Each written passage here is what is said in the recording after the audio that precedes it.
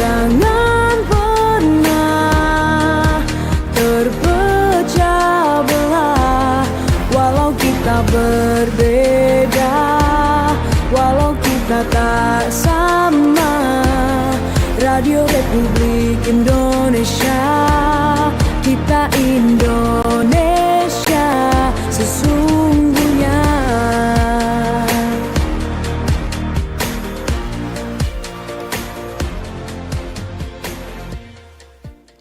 Baik, selamat siang untuk Anda pendengar Radio Republik Indonesia dan juga Anda pemirsa RRI yang kami tayangkan lewat streaming kami di YouTube ya. Senang sekali kali ini kami hadir untuk Anda dengan program Ruang Mitra, di mana kita akan membahas terkait dengan pengembangan talenta digital menuju Indonesia Emas 2045 to be confirmed ya.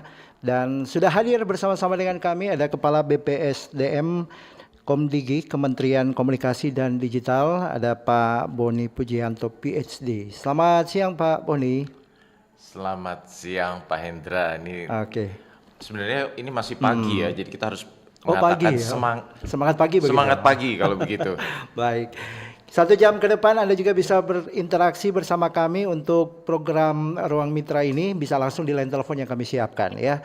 Di 0821 95835080 082195835080, atau Anda bisa memberi komentar Anda di layanan streaming kami ya, di YouTube kami di RRI Manado. Bisa Anda cari di YouTube ya, RRI Manado, bisa langsung buka di situ, pasti ada live-nya. Anda tinggal ngetik dan di situ Anda bisa berkomentar ya.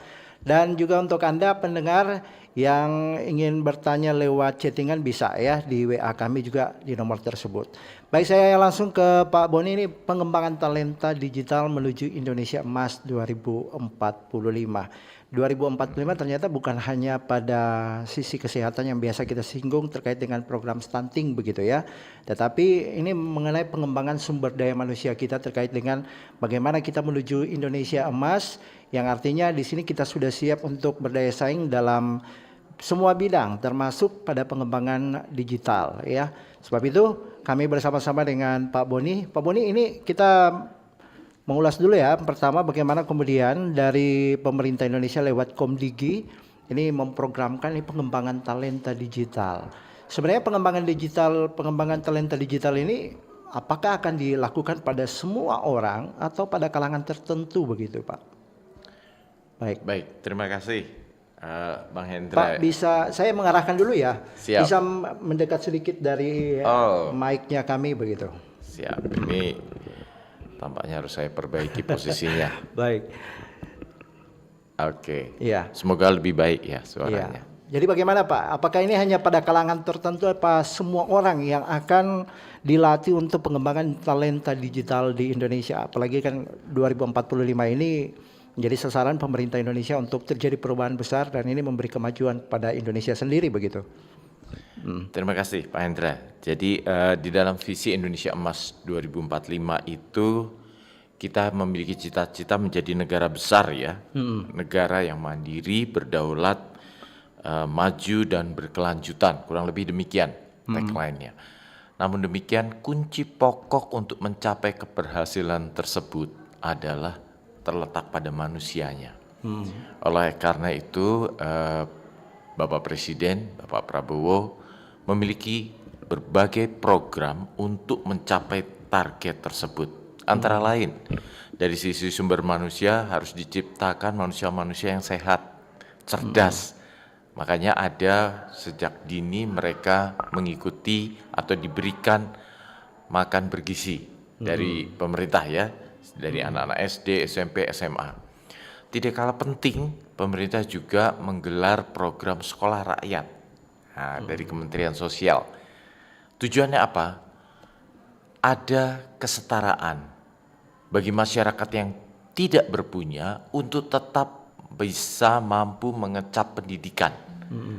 Dan ini bahkan modelnya adalah boarding school ya. Mereka tinggal dalam asrama, mengikuti sekolah, bahkan dengan standar seperti mungkin di sekolah private sector gitu ya.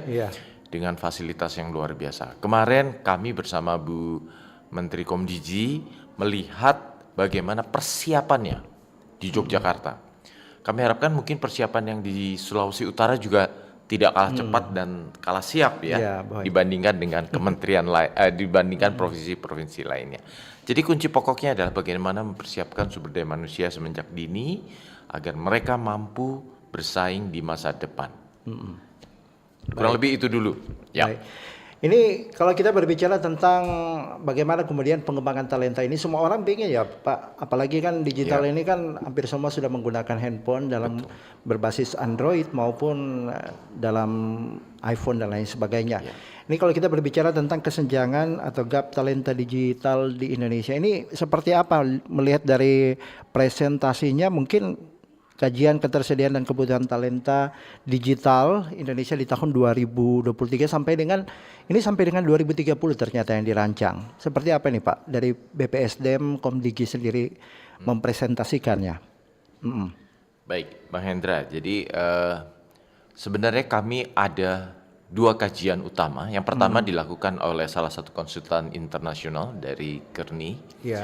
Beliau memberikan sebuah exercise mengenai berapa kebutuhan talenta digital Indonesia. Secara kalkulasi awal, ini mungkin dilakukan sekitar tahun 2020-an gitu ya. Indonesia membutuhkan sekitar 9 juta talenta digital, tapi saat itu mereka memberikan analisis semenjak tahun 2015 hingga tahun 2030. 15 tahun. Sehingga 9 juta itu bila dibagi rata 15 tahun, maka setiap tahun dibutuhkan 600.000 talenta digital baru. Begitu. Nah, kami mencoba melakukan exercise internal dan kami mencatat ada beberapa penajaman. Jadi memang angkanya terlihat gapnya agak sedikit menurun, tapi kurang lebih esensinya hampir sama, yaitu market di Indonesia membutuhkan talenta digital dalam kurun waktu ini adalah 2023 sampai dengan 2030 ya. Sekitar 12.092.110 gitu ya. Sedangkan market ya itu kebutuhan market, tapi supply yang diberikan oleh lembaga pendidikan itu tercatat 9.343.000, kurang lebih begitu. Jadi ada gap di antaranya. Nah, gap ini yang harus diisi selama ini beberapa tahun, 1, 2, 3, 7 tahun. Jadi kalau kita rata-ratakan ya, ini ada angka dari 2023 sampai 2030, maka gapnya itu sekitar 2,7. Maka per tahun dibutuhkan talenta sebesar 458.000, kurang lebih begitu. Memang idealnya kita mencukupi sampai dengan 600.000, tapi kalau angka eksaknya sekitar 450.000, kurang lebih demikian.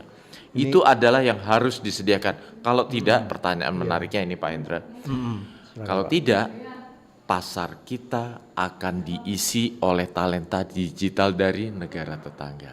Kita tidak mau pasar kita yang demikian besar justru dimanfaatkan atau dinikmati oleh negara lain. Baik. Kurang lebih begitu. Ini perspektifnya sebenarnya kalau kita melihat kan tadi dikatakan bahwa ini nanti kita akan tersingkirkan oleh negara tetangga begitu. Apa yang menjadi kualifikasinya begitu Pak? Tentu untuk menjadi talenta digital khususnya ini kita bisa melihat dari 2 perspektif utama. Mereka yang bergerak di bidang pengembangan sistem aplikasi, mungkin ada sekarang ada AI coding gitu ya. Kemudian mereka mengembangkan yang sifatnya dari deployment sampai dengan penggunaannya. Nah, kalau talenta tersebut jumlahnya kurang, mau tidak mau kan korporasi dan institusi pemerintah baik swasta juga membutuhkan tambahan talenta. Bila di dalam negeri tidak tersedia, otomatis mencari keluar. Jadi jangan sampai kita justru kurang menyediakan talenta digital itu. Intinya demikian. Latar belakang keilmuannya berbeda-beda. Tidak harus engineering ya, dalam arti berlatar belakang teknis. Karena ada juga faktor misalkan aspek hukum, Iya. ekonomi digital. Nah, ini penting sekali nih ekonomi digital, menemukan inovasi baru bagaimana berbisnis di era digital. Bahkan juga dari rekan-rekan kreatif. Karena Kreator, ya. iya, ekonomi kreatif ini luar biasa. Jadi menemukan bagaimana melakukan misalnya pemasaran. AI itu sangat revolusioner, Cepat sekali ya cepat sekali. perubahannya. Bagaimana konten-konten itu di-develop dengan memanfaatkan AI. Kurang lebih demikian. Iya, Bang Hendra. berarti artinya ada berapa yang sudah menjadi skemanya untuk mereka yang dilatih untuk pengembangan potensial digital ini ya Pak ya. Nah kalau kita melihat tadi Bapak mengatakan bahwa tidak melihat dari latar belakang pendidikannya begitu. Sekarang kan pengembangan digital ini kalau kita melihat pada zaman sekarang Gen Z itu sudah tidak asing lagi. Bahkan ini sudah pengembangan anak-anak masih di bawah 10 tahun sudah menguasai bisa diajarkan untuk coding begitu ya. AI barangkali juga salah satu yang menjadi pendidikan atau edukasi kepada mereka. Apakah Komdigi juga melakukan demikian terkait dengan anak-anak di bawah 10 tahun begitu? Saat ini kami juga terlibat dalam arti mendukung ada program mengenai AI dan coding semenjak dini dalam arti pemerintah. Ya. Betul. Dalam arti pemerintah sekarang memiliki program pendidikan SD, SMP, SMA, tapi SD mulai dari kelas 5 dan 6 untuk AI dan coding. SMP itu full, SMA dan SMK agar mereka siap pada saat terutama SMK pada saat mereka selesai dan ditangkap oleh pasar baik itu industri ataupun juga korporasi. Skill labor yang seperti ini dengan skill set yang lengkap terkait dengan talenta digital atau keilmuan terkait dengan AI dan coding ini sangat diperlukan. Namun demikian tidak terbatas pada itu saja. Jadi baik itu yang terkait dengan entrepreneurship itu juga perlu didorong. Kurang lebih demikian, Baik. Bang Hendra. Ini luar biasa ya, pemerintah dalam hal di tahun 2045 sudah sasar ya terkait dengan program-program untuk perubahan nantinya. Nah kalau kita melihat dari potensi dan visi Indonesia digital, seperti apa nih Pak dari Komdigi mengembangkannya, apalagi ini kan melihat dari datanya penggunaan digital di Indonesia ini cukup Tinggi. spektakuler ya, tinggi. Bahkan mencapai 370,1 juta. Nah ini bagaimana Pak potensinya? Nah ini catatan menarik ya. Coba kalau kita lihat koneksi seluler, jadi ini yang menjangkau masyarakat pengguna adalah 370,1 juta. Berarti lebih dari jumlah penduduk. Jadi masyarakat yang menggunakan satu atau dua handphone ini most probably jumlahnya banyak ini. Tapi itu baru koneksi ya, koneksi. Iya. Sedangkan pengguna internetnya adalah 200,4,7 juta. Nah, atau 73,7%. Ini yang pengguna, real penggunanya. Nah, di antara mereka itu banyak yang memanfaatkan internet itu untuk apa? Jangan sampai udah dibangun infrastruktur tapi penggunaannya untuk hal-hal yang non produktif. Nah, kami mencatat jadi jumlah tingkat konsumsi untuk pembelian dari melalui internet itu sekitar 158 juta pengguna. Jadi ini tinggi sekali ini. Dan mudah-mudahan ini hal-hal produktif dan solutif untuk bisa meningkatkan ekonomi masyarakat kita. Target kita kan Pak Presiden mencanangkan economic growth sekitar 8%. Namun dalam kondisi sulit mungkin bisa mencapai 6 dan 7% sudah sangat baik saat ini. Nah, kami lihat mencatat para pengguna, nah ini mix ya, baik itu Gen Z, kemudian Gen Y atau milenium, bahkan baby boomers mungkin juga yang sudah cukup senior. Rata-rata penggunaan internet adalah 8,8 jam 36 menit. Berarti aktivitas kehidupan kita sehari-hari dengan memanfaatkan smartphone, teknologi digital itu tinggi sekali. mungkin saya yakin rekan-rekan ini di RRI memanfaatkan teknologi digital hampir di semua aspek. Betul sekali Pak. Penyiapan konten, diskusi, mencari bahan, data dan lain sebagainya. Live streaming juga demikian Live ya streaming. Pak. Nah, yang kita lakukan sekarang ini kan semua karena teknologi digital. Betul. Baik, ini ada kalau kita berbicara visi Indonesia Emas 2045 negara Nusantara berdaulat maju dan berkelanjutan. Pilarnya ini ada pemerintahan digital, ada juga ekonomi digital, masyarakat digital. Berarti pemerintahan digital ini sifatnya bagaimana Pak? Dulu kan ada pengembangan yang sifatnya, kita akan masuk pada dunia metaverse begitu. Yang artinya ada dunia lain di kehidupan manusia yang ada di digital. Dan apakah akan dibangun di situ atau bagaimana? Nah, mungkin saya klarifikasi dulu nih Bang Hendra. Iya, ya. Tadi pilarnya nggak cuma 3, tapi 4 sebenarnya. 4 ya. Yang perlu kita lihat bahwa yang paling dasar adalah infrastruktur. Nah, itu betul. kunci utama. Tanpa infrastruktur nggak jalan nih kita. 3 ini. Streaming, kita hari ini aja streaming mungkin kalau nggak ada infrastruktur, nggak ada jaringan, nggak ada internet, kita nggak bisa melakukan ini. Jadi basic necessity-nya adalah infrastruktur digital. Nah, kemudian, ini yang paling penting, baru kita implementasikan melalui 3 pilar utama ya. Pemerintahan digital, masyarakat digital, dan dampaknya melalui ekonomi digital. Kalau tadi ada metaverse, itu adalah future teknologi yang akan membantu bagaimana penerapan pemanfaatan dari teknologi digital yang bisa kita rasakan. Di situ bukan hanya kita adopsi teknologi, tidak. Tapi bagaimana teknologi yang kita adopsi memberikan dampak, khususnya ekonomi. Nah, ini kunci utamanya. Baik. Ini sudah ada beberapa orang yang bertanya, jadi sekali lagi untuk Anda juga pendengar yang ingin bertanya sambil kami membahas terkait dengan topik pembahasan kita ya. Anda bisa langsung menghubungi di line telepon yang kami siapkan di 082195835080. Kita akan break dulu sejenak untuk Anda pendengar, tetap bersama dengan kami dan selanjutnya kami akan baca setiap interaksi dari Anda yang bergabung baik itu di komentar YouTube live streaming kami di line telepon maupun di line WA ya. Tetap di Ruang Mitra. Kanal informasi dan inspirasi Pro 1. Wih, keren banget nih. Katanya ada obat herbal bisa mencegah sakit gigi seumur hidup. Ada hoax tuh. Widih. Ini juga keren nih. Ada sumber energi baru PLTH, pembangkit listrik tenaga hampa. Iya, itu juga hoax kali.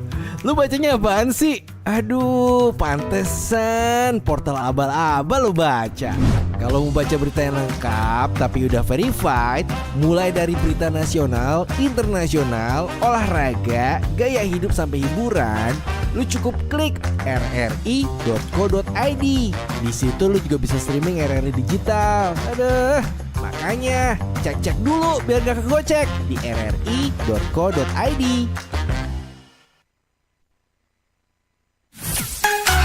Kanal informasi dan inspirasi Pro 1. Kita masih membahas terkait dengan bagaimana pengembangan talenta digital menuju Indonesia Emas 2045. Yang sekarang ini adalah bagaimana kita, apakah benar-benar kita siap bisa memberi perubahan terkait dengan ini digital pada sekarang ini yang lebih berkembang pesat ya, apalagi untuk yang sekarang lagi hotnya terkait dengan coding, ada juga dari teman-teman yang lain pengembangan untuk affiliate intelligence atau AI ya, dan ini sangat memberi pengaruh besar karena bahkan kalau kita melihat pada dunia digital sendiri, mungkin saya dan Bapak nanti akan berubah jadi kartun begitu ya. Seperti kelihatan nyata padahal kita tidak ada berada di situ karena perkembangan teknologi informasi seperti ini. Dan untuk Anda yang mau bertanya silakan, kami sudah buka di line telepon ya. Kami bacakan yang sudah bergabung dari Anda di Tikala. Bagaimana pemerintah menjembatani kesenjangan digital antara daerah perkotaan dan pedesaan dalam konteks pengembangan talenta? Oke, baik, terima kasih untuk Ibu Ana di Tikala. Ada lagi yang bergabung? Oke, itu dulu. Mungkin langsung dijawab Pak. Pak Boni silakan. Ya. Terima kasih Bu Ana dari Tikala ya. Ini pertanyaannya sebenarnya selalu terjadi di masyarakat kita. Bagaimana ya kita mengatasi kesenjangan digital antara kota dan perdesaan. Nah, rekan-rekan semua, kami dari pemerintah tidak tinggal diam. Khusus untuk perkotaan dan daerah-daerah dengan nilai ekonomi yang tinggi, infrastruktur digital itu dibangun melalui operator-operator telekomunikasi dan seluler. Kita sebutnya mereka adalah telco, ya, telecommunication operators. Mereka ini yang bertugas bertanggung jawab karena mereka sebenarnya nilai bisnisnya akan terjadi. Iya. Karena dengan membangun BTS segala macam, masyarakat terkoneksi dengan internet, maka ada bisnis yang bergerak. Pertanyaannya, bagaimana dengan daerah-daerah yang jumlah penduduknya tidak terlalu besar, terutama di pedesaan, bahkan 3T. 3T itu yang terdepan, terluar, begitu. Nah, bagaimana terhadap mereka? Pemerintah tidak tinggal diam. Kami dari pemerintah memiliki kewajiban untuk tetap memberikan layanan kepada mereka. Namun, operator telekom bisa jadi, yang telkom seluler, bisa jadi tidak menikmati nilai ekonomisnya. Oleh karena itu pemerintah hadir melalui Bakti, itu adalah badan layanan umum yang berada di bawah, di dalam Kementerian Komdigi, untuk menyediakan BTS atau koneksi internet di daerah-daerah 3T tersebut. Sehingga masyarakat di sana tetap memiliki kesempatan untuk mendapatkan akses internet. Kurang lebih demikian. Baik. Oke, sudah ada yang bergabung lagi ya. Ternyata ada di YouTube-nya RRI. Sekaligus kami ingatkan ya untuk Anda yang mau mengikuti program kami, kalau mau nonton saya dan Bapak yang saat ini lagi bisa langsung di YouTube kami RRI Manado ya. Kalaupun Anda lagi mendengarkan di radio, Anda yang lagi menyetir atau apa begitu, selamat mendengarkan, dan kalaupun ingin bertanya silakan ya. Masih ada materi yang lainnya juga yang masih akan terus kami bahas selama menyisakan hampir setengah jam lagi untuk bersamaan kita. Di sini ada dari YouTube, apakah Komdigi masih menyelenggarakan program DTS dari Abdul Rasik Bahmid? Oke, langsung dijawab dulu Pak, silakan. Terima kasih Pak Abdul Rahmid Bahmid. Nah, ini pertanyaan yang kedua ini langsung terkait dengan kami dari Badan Pengembangan SDM Komunikasi dan Digital di Komdigi. Iya. Kami terus terang, ini menarik, beliau kelihatannya sering membuka website kami nih, sampai tahu apa itu DTS. Mungkin teman-teman rekan-rekan yang mendengarkan RRI akan bertanya, apa itu DTS? DTS adalah Digital Talent Scholarship ya. Jadi itu adalah salah satu program kami, karena kalau kami tambahkan, selain DTS kami ada namanya program literasi digital. Nah, itu untuk bisa memberikan edukasi kepada masyarakat mengenai bagaimana kita melindungi masyarakat pada saat berinternet. Itu ada mengenai cakap digital, aman digital, budaya digital, bahkan keamanan digital. Setelah mereka memahami bagaimana caranya berinternet, bagaimana caranya mengelola konten agar tidak terkena hoax dan lain sebagainya, mereka silakan untuk meningkatkan kapabilitasnya, menjadi mungkin sebagai content creator, programmer, deployer dan lain sebagainya melalui program DTS, Digital Talent Scholarship. Programnya adalah bagi mahasiswa, pelajar, kami tidak membatasi juga, bahkan mereka yang sudah lulus atau bekerja bisa mengikuti pelatihan-pelatihan kami di portal kami yang namanya digitalent.com. digitalent@komdigi.go.id. Nah, di situ atau searching aja di internet ya, ada namanya DTS terus Komdigi, akan keluar. Nah, di situ bisa belajar mengenai apa saja terkait dari Kita belajar tidak hanya coding ya, tapi kita lebih detail lagi. Machine learning, deep learning, atau data analitik, bahkan ada security. Security maksudnya untuk digital security ya, keamanan jaringan, infrastruktur, dan lain sebagainya. Iya.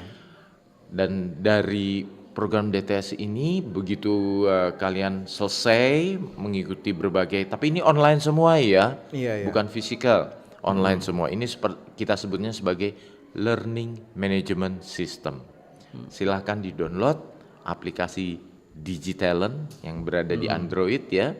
Saat ini sayang yang untuk Apple iOS belum selesai, tapi di web juga ada, jadi silahkan untuk dimanfaatkan. Kalian akan bisa mengikuti pelatihan-pelatihan secara online.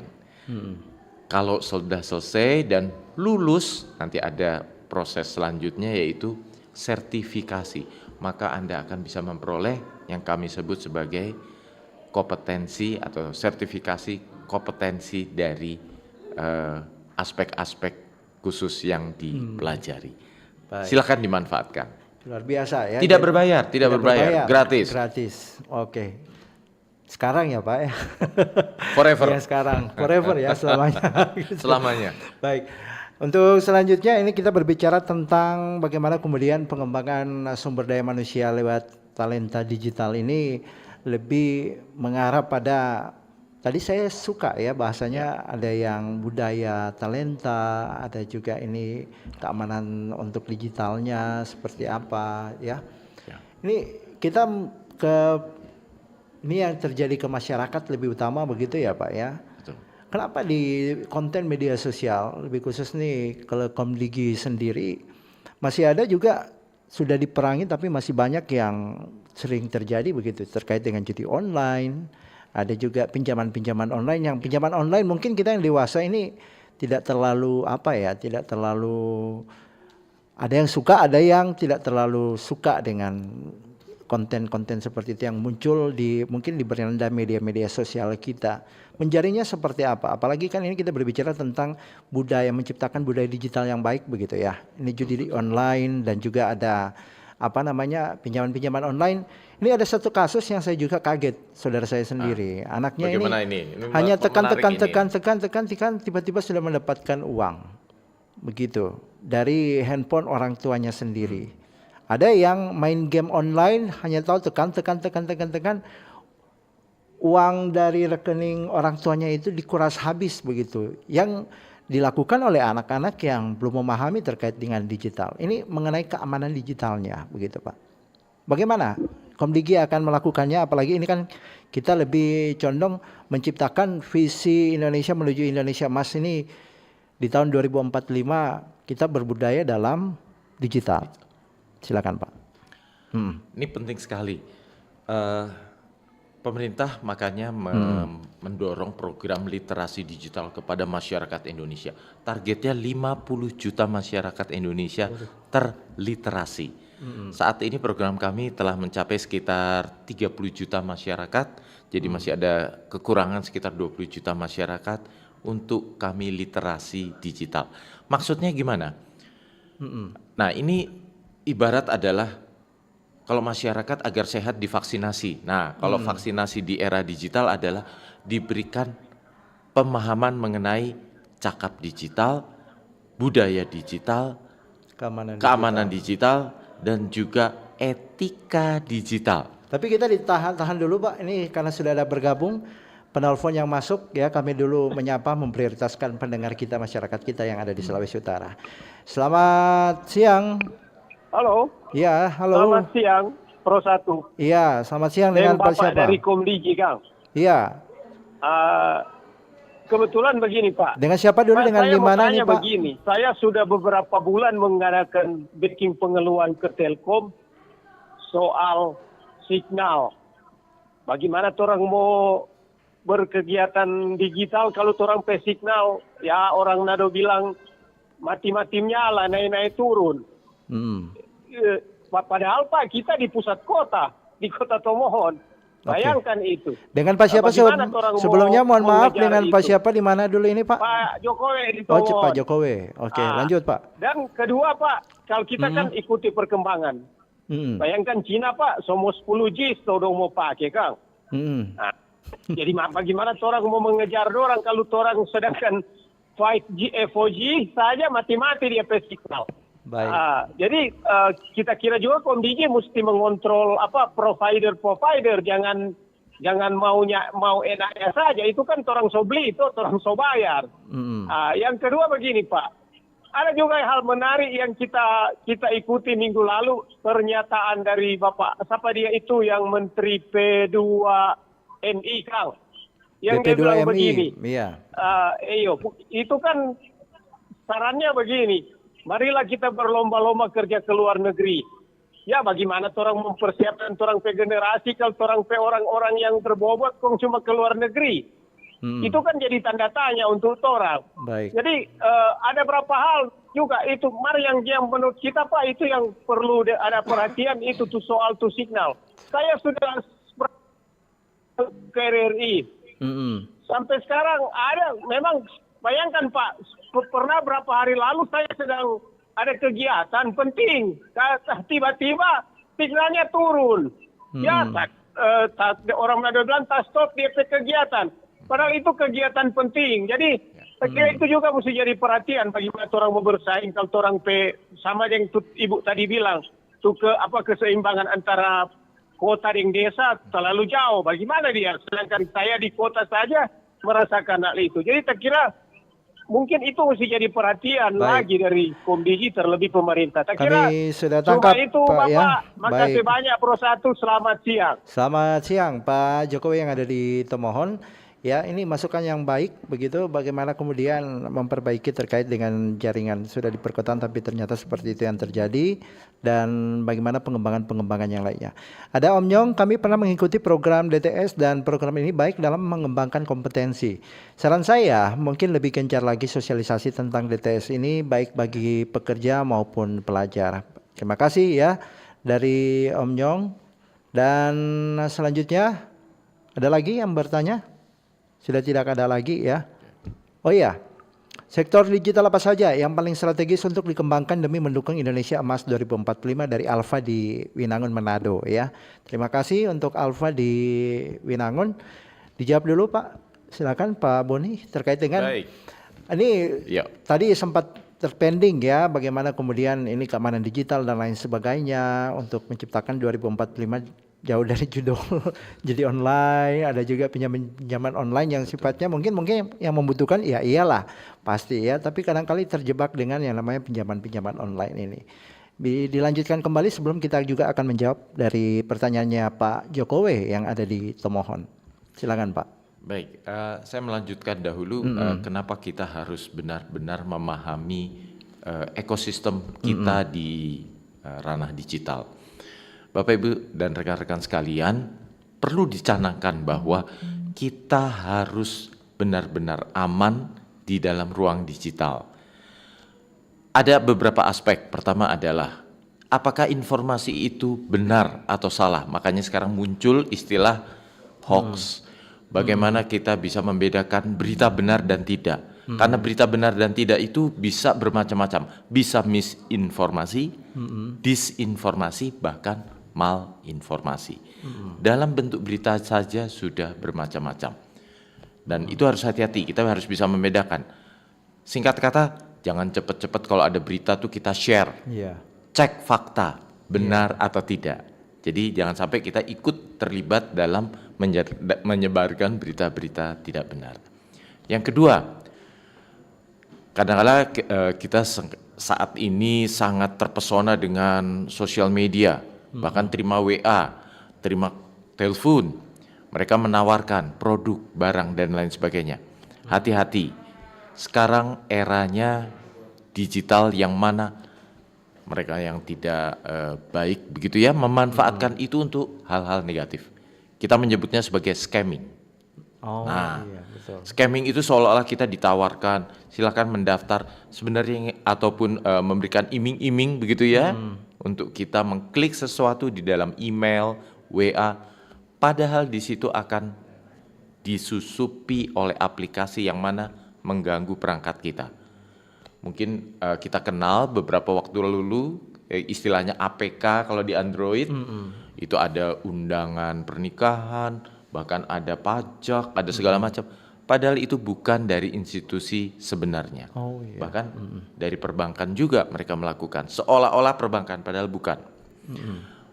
Membuat, mohon maaf, kadang-kala kita tidak aware bahwa itu bukan dari link institusi sebenarnya, misalnya perbankan atau pajak.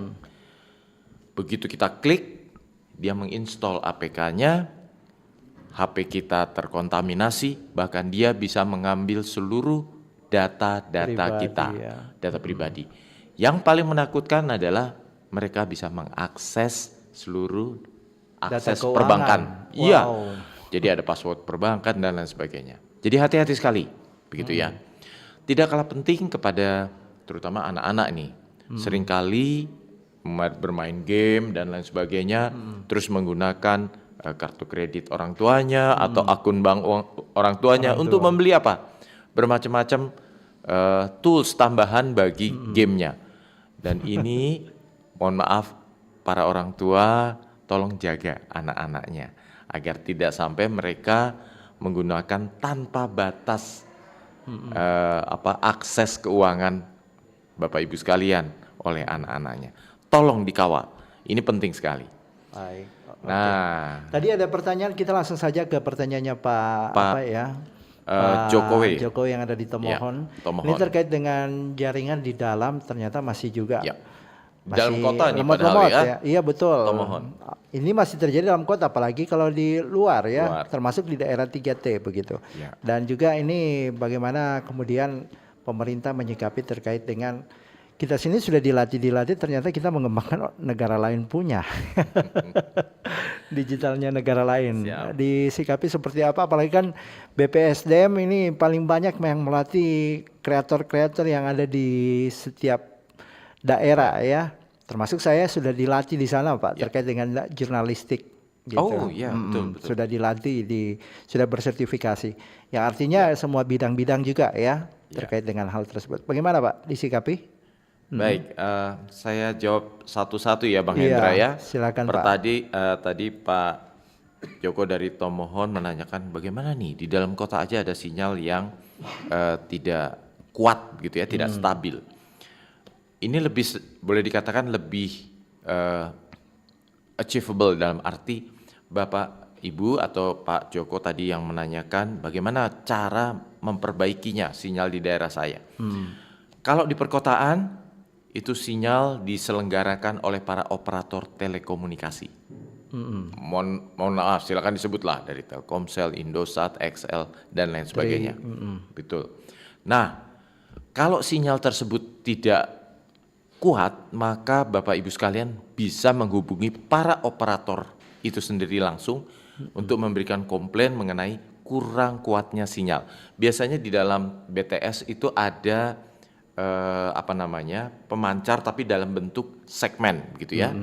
Dia biasanya range-nya antara 60-90 derajat atau jadi makanya satu tiang ada beberapa sel istilahnya begitu ya. Nah, kemudian mungkin angle-nya atau sudutnya tidak pas sehingga mereka harus mengadjust ke arah lokasi kediaman Bapak Ibu sekalian. Jadi bisa diadukan langsung, langsung memberikan komplain kepada operator. Yang kedua bisa juga disampaikan kepada Balmon, Balai Monitoring yang dimiliki oleh Komdigi. Kami nanti akan menyampaikan kepada para operator untuk memperbaiki sinyalnya.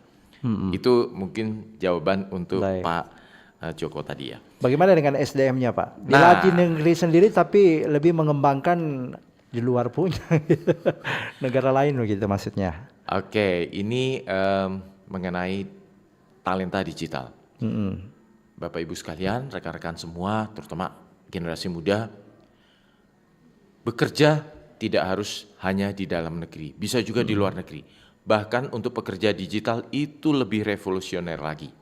Kita tetap berada di dalam negara Indonesia, di Manado, Tomohon, kota-kota lain di Gorontalo, bahkan sampai ke provinsi sebelah. Betul. Tapi sebenarnya industrinya, perusahaan yang mempekerjakan kita bisa jadi ada di luar negeri. Kenapa? Kita bekerja digital kok.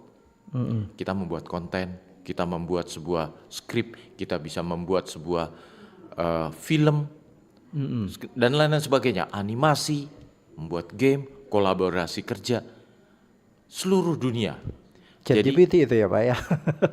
ChatGPT adalah toolsnya Toolsnya. untuk membantu bekerja AI, secara ya. AI ya, artificial intelligence. Namun demikian itu bisa kita laksanakan walaupun kita berada di dalam negeri. Jadi pekerjaan itu borderless saat ini. Tidak harus kita harus pindah ke luar negeri, bahkan dari dalam negeri pun kita tetap bisa bekerja. Kurang lebih itu jawabannya Pak. Ada Om Yong tadi Pak, Om ini Yong. bagaimana menyikapi program DTS ini yang baik dalam pengembangan kompetensi? Saran saya mungkin lebih gencar lagi sosialisasi tentang DTS bagi pekerja maupun pelajar. Kalau saya untuk profesi jurnalis sudah ya Pak ya, dan ada berapa juga untuk pengembangan pariwisatanya sudah, ada juga dalam pengembangan bidang industri-industri lain juga sudah. Ini seperti apa pendekatannya, sosialisasinya kepada mereka ini supaya menjamin dalam menuju Indonesia Emas penguasaan digital talent. Silakan Pak. Terima kasih tadi pertanyaannya Pak Om Yong ya. Pak Onyong ya. Nah, ini program DTS ini salah satu program dari kita BPSDM. Bapak Ibu sekalian tadi bisa download ya DTS ini, lokasi bisa di-download. Ini yang untuk Android, silakan di Google di Play Store ya. Ketik aja Digitalent.com.dg. Nah, di situ aplikasi kami bisa diunduh dan diinstal sehingga memudahkan. Atau rekan-rekan bisa langsung masuk ke website kami digitalent.bpsdm.kominfo.go.id. Mohon maaf, digitalent.comdg.go.id. Nah, itu langsung. Nanti atau di searching di Google juga bisa, itu langsung. Jadi secara web ataupun aplikasi sudah tersedia. Saya tambahkan, betul, BPSDM tidak hanya memberikan proses pelatihan ya secara online, itu hanya kepada digital dalam arti TIK, teknologi informasi dan komunikasi. Tidak hanya IT base. Kita juga bertanggung jawab untuk talenta digital untuk apa? Komunikasi, kayak Pak Hendra. Dan itu nanti bisa mengambil proses sertifikasinya di kami. Betul. Berbayar? Tidak. Gratis ya. Gratis gitu, tapi harus lulus ya. Harus diikuti, lulus. Yang ketiga tadi kan ada IT, kemudian komunikasi dan telekomunikasi. Nah, itu bisa mengikuti program talenta digital di situs kami, di portal kami, di apps yang kami sediakan. Pertama selanjutnya apa tadi ya? Sektor digital apa saja yang paling strategis untuk dikembangkan demi mendukung Indonesia Emas 2045? Walaupun memang di sini banyak juga yang sebenarnya kita akan membahas, tapi kita dipersingkat waktu ya. Jadi kami mengambil angle yang paling penting, terutama untuk Anda masyarakat supaya benar-benar dilatih terkait dengan talent digital ini. Bisa dibalik lagi sektor digital apa saja nih Pak? Apa saja? Oke. Bang Hendra, ini rekan-rekan muda ini luar biasa ini, cepat sekali, apalagi genset. Gen Alpha aja dari, mohon maaf, mereka digital native ya. Jadi dari sejak lahir orang Sudah tuanya tahu biasanya HP. udah dikasih tab gitu, mereka bermain, nonton segala macam. Walaupun kita harus hati-hati, kita udah ada peraturan pemerintah terbaru PP Tunas ya, itu untuk melindungi anak di ranah digital. Jadi tanggung jawab orang tua, wali itu penting untuk menjaga mereka. Oke, kita kembali lagi pertanyaannya. Iya. Ini apa yang sektornya ya? Baik. Untuk mewujudkan Indonesia 2045 yang boleh dikatakan harus didukung oleh manusia-manusia cerdas Indonesia, khususnya di area digital yang harus dikuasai adalah AI, Artificial Intelligence atau bahasa Indonesianya kecerdasan buatan. Itu harus didalami karena itu bukan hanya untuk orang IT tapi juga dari berbagai ilmu. Karena AI itu bisa diterapkan di berbagai sektor, contohnya untuk pertanian, peternakan, perikanan, logistik, kesehatan, pendidikan, bahkan bisnis. Manfaatkan AI untuk bisa meningkatkan pengetahuan bahkan nilai-nilai bisnisnya. Nah, ini luar biasa. Yang kedua mungkin Internet of Things. Ini adalah device untuk melakukan sensoric atau mencatat data-data input dari sekitar kita. Contoh suhu, kelembaban udara, sehingga kita tidak harus setiap kali datang ke lokasi hanya untuk mencek. Misalkan pertanian, dia mencek ya Iya. kadar hara di dalam tanah. Tapi dengan IoT kita pasang gitu ya, mereka bisa terdeteksi sendiri. terdeteksi. Kita bisa melihat dari control room, dari HP kita, sebenarnya unsur hara apa yang perlu kita tambahkan. Tidak harus seluruh unsur kita taburkan pupuk begitu ya. Mungkin hanya salah satu komponen. Misalkan kalau pupuk NPK, oh sebenarnya yang perlu cuma fosfor misalkan. Tidak harus semuanya disebarkan. semua Gitu. disebarkan. Kita pilih komposisinya yang sesuai dengan kebutuhan tanah kita. Itu adalah terkait dengan Internet of Things. Kemudian apa? Blockchain. Oke, blockchain. Kemudian ada lagi metaverse, tadi sudah disebut. Itu ke depan akan berkembang. Tapi ini teknologinya belum tersedia secara masif adalah quantum computing. Keilmuan di bidang-bidang tersebut sangat cepat dan saya yakin apalagi AI itu sudah menjadi bagian yang tidak terpisahkan dari penggunaan kita sehari-hari. Oleh karena itu mari kita manfaatkan sehingga kita bisa lebih produktif dalam bekerja bahkan memberikan dampak ekonomi yang lebih besar. Oke. Kurang lebih demikian. Baik, di sini ada ternyata dari Komdigi sendiri ada mitra global digital talent ya begitu ya Pak ya. Betul. Bukan cuma sifatnya berarti bukan cuma di Indonesia saja. Ya, Seperti apa nih Pak? Mungkin bisa digambarkan kepada pendengar. Bapak Ibu sekalian, rekan-rekan muda ini kami dari Komdigi, kami ini bertugas dan bertindak sebagai hub ya. Jadi bukan kami mengembangkan platform-platform dan mencerdaskan dan membuat talenta digital oleh kita sendiri. Tidak, kami berkolaborasi dengan Global Technology Company atau kadang-kadang kita sebut Glotech. Tujuannya apa? Karena mereka memiliki teknologi itu sendiri. Contoh, saya bukan promosi Iya. merek perusahaan, tapi kami bekerja sama dengan beberapa pemilik teknologi IT terbesar dunia. Microsoft menyumbangkan 1 juta slot bagi rekan-rekan untuk belajar mengenai AI. Ya, nggak berbayar, Berbayar ya. gratis. Gratis. Singkat. Kapan itu, Pak? Bahkan sudah berjalan. Oh, sudah berjalan ini. Tolong dibaca dibuka situs kami. Bahkan ada ini berkolaborasi dengan banyak pihak ya. Tapi termasuk kami yang pekerja juga bisa masuk di situ Pak. Bisa belajar oke. dari yang sederhana hingga advance. Oke, siap. Bahkan ada dari Google, dari Meta, kemudian dari Salesforce, itu ada company-company dari Amerika termasuk juga AWS. Ya, kami memberikan pelatihan-pelatihan melalui platform kami yang di-connect dengan platform mereka. Iya. Tidak hanya dari company dari Amerika, ya, US-based company, tapi juga ada yang berasal dari China. Kami berkolaborasi dengan Huawei, Alibaba, bahkan ada ZTE yang menghandle iPhone-nya atau device. Apple-nya Pak? Apple bekerja sama juga. Ada dari Apple, tapi komitmen lagi kami garap, kami fiksasi agar bisa berapa besar yang akan didonasikan oleh Apple Academy kepada kami. Selain itu dari Rusia, ini ada company besar seperti Yandex, kemudian Yandex, ya. Dan kemudian bahkan dari local big company operator Indosat, dia memberikan free of charge loh untuk rekan-rekan semua untuk belajar AI ya.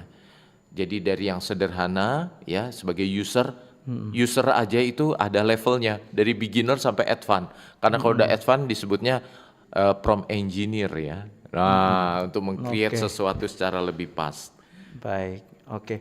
Ini saya bagian terakhir ini saya ingin bertanya secara pribadi juga sih ya. Ini terkait dengan pengembangan digital, apalagi 2045 Indonesia Emas ini artinya bahwa kita sudah siap menghadapi berbagai tantangan begitu termasuk dengan dunia digital. Seiring berkembangnya transformasi digital ini termasuk sekarang yang lagi tren yaitu AI. Dan ini konon dari berbagai konten, apakah Indonesia juga memproduksi tools sendiri terkait dengan AI? Terus bagaimana Pak dengan ada sikapnya yang membuat kita takut begitu banyak dari masyarakat kita kalau tidak menguasai hal ini, AI akan menggantikan semua pekerjaan-pekerjaan kita. Kalau tadi Bapak bilang juga, sedangkan bertani saja, teknologi tadi itu bisa mempengaruhi terkait dengan bagaimana nilai produksi dan lain sebagainya, tanam dan sebagainya. Tetapi kalau kita melihat pada pengembangan sumber daya manusia, sudah dilatih tapi ternyata AI akan mengganti. Ancamannya seperti itu. Bahkan sekarang banyak yang sudah mendapatkan blockchain-nya dan lain sebagainya itu dari AI begitu. Ekonominya itu sudah banyak yang didapat dari situ. Sementara kita masih baru memulai dari awal. Di luar sana sudah mendapat bahkan miliaran rupiah setiap hari hanya karena pembuatan AI. Manusia yang dibuat-buat begitu, kontennya yang dulunya kita harus pakai kamera, kita berbicara sendiri, tapi itu tanpa kamera, tanpa skrip, tanpa apa semua sudah bisa langsung AI yang bikin. Betul. Promptnya yang penting dikuasai, promptnya seperti apa, toolsnya yang mana yang tepat, yang gratisan yang mana, yang berbayar yang mana, dan juga ini saya juga mengikuti perkembangan AI ya, karena saya juga dilatih terkait dengan hal itu. Bagaimana Pak melihat kondisi ini? Apakah ini menjadi ancaman juga bagi kita? Nah, ini perlu dicatat. AI bukan menggantikan manusia. AI adalah tools. Jadi ibarat paling sederhana saya selalu menceritakan kepada rekan-rekan adalah dahulu kita menghitung semua manual ya, mencongak istilahnya begitu ya, menghitung matematik. Tapi begitu kalkulator muncul, apakah kita tidak perlu berpikir menghitung? Tidak, tetap. Manusia tetap ada. Tetap harus kita menggunakan akal, kemampuan kita untuk menghitung dan lain sebagainya. Kalkulator hanya membantu. Demikian juga AI. AI sangat menolong kita dalam bekerja di setiap sektor tadi. Tapi yang paling penting, jangan kita bergantung sepenuhnya kepada AI. AI sifatnya adalah membantu kita. Ada yang mengatakan sebagai asisten kita. Asisten. Tapi kembali juga, ya. kita sendiri yang harus berkreasi. Tools benda mati. Input, proses, output. Iya. Nah, ini AI akan membantu untuk menghasilkan hasil-hasil yang dulu sulit dihasilkan oleh sebuah sistem ataupun mesin. Harus oleh tim yang banyak, seolah-olah mereka tergantikan. Disrupsi teknologi ini merupakan keniscayaan. Tidak bisa kita lawan, dalam arti mereka menggantikan kita, tidak sepenuhnya demikian. Tapi yang paling penting, kita harus belajar bagaimana alat itu membantu kehidupan kita. Mungkin ini closing statement yang penting. Silakan Pak.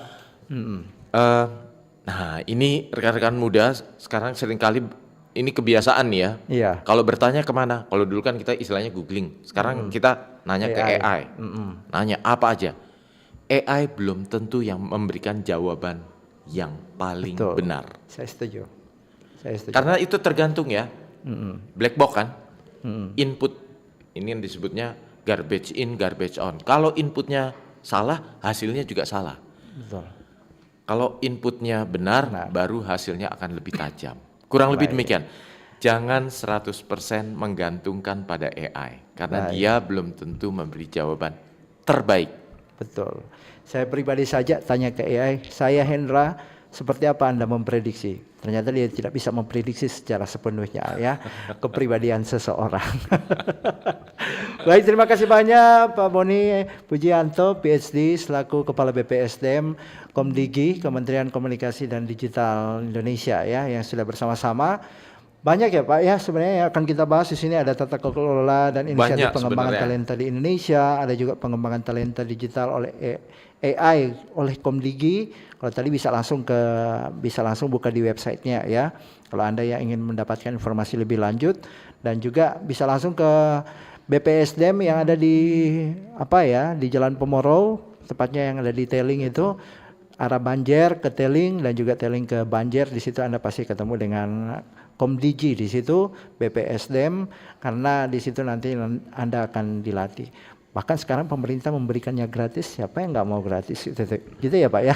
Tidak hanya gratis untuk belajar, bahkan sampai sertifikasinya. Sertifikasinya. Dan kami menggabungkan dengan platform kami, yaitu untuk rekan-rekan bisa mencari pekerjaan dari company kami melalui Deploy. Itu adalah portal kami untuk yang sudah lulus untuk mendapatkan opportunity kerja dari company-company di Indonesia. Baik, ini mitra kerjanya luar biasa pasti ya dari Komdigi.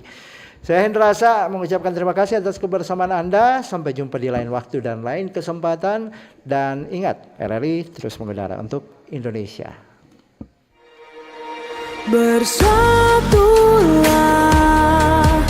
Indonesia, jangan pernah terpecah belah. Walau kita berbeda, walau kita tak sama, Radio Republik Indonesia, kita Indonesia.